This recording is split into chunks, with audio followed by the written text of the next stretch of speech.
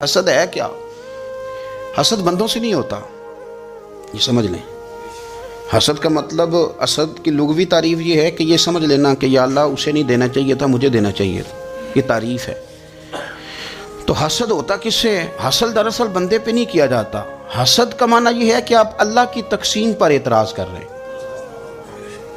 آپ کا کہنا یہ ہے کہ یا اللہ یہ تقسیم ٹھیک نہیں ہوئی، معاذ اللہ یہ ادھر چلا گیا، یہ تو ادھر آنے والی چیز تھی۔ تو یہ آپ نے ڈائریکٹ جو مقابلہ شروع کیا، معاذ اللہ یہ تو آپ نے اللہ کی تقسیم کے ساتھ شروع کر دی۔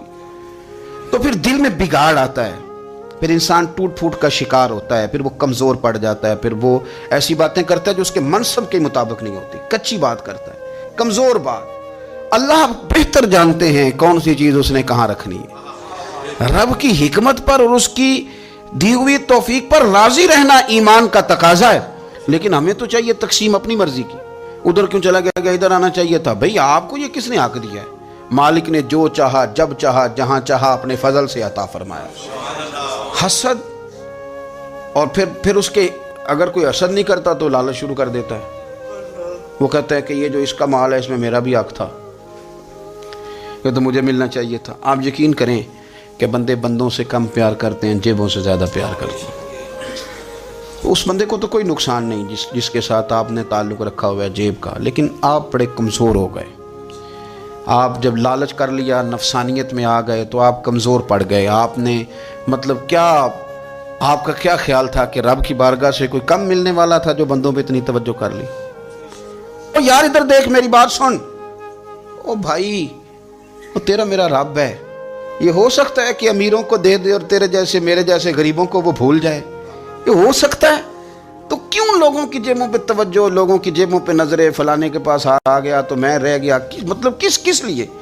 ہمارا رب کسی کو بھولتا نہیں ہے، کسی شخص کو وہ میرا مالک اپنے فضل سے نظر انداز نہیں کرتا، وہ سب کو نوازتا ہے، لیکن اس کی حکمت کے تقاضوں کا انتظار کرنا مسلمان کی شان ہے۔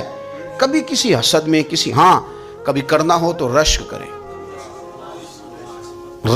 مزہ آئے گا۔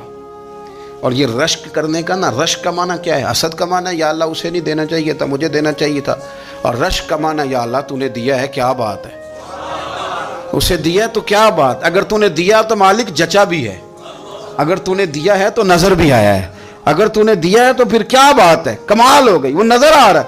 اور یا اللہ اسے دیا ہے تو میں بھی تیرا بندہ ہوں، اسے بھی اور دے اور مجھے بھی عطا فرما۔ یہ رشک ہے۔ رشک کا حضور نے حکم دیا ہے۔ معاشرے میں حسد پرموٹ ہوا ہے، اگر کبھی رشک پرموٹ ہوتا تو عزتیں بڑھ جاتی، محبتیں بڑھ جاتی، خلوص میں اضافہ ہوتا، لوگ ایک دوسرے کے قریب آتے۔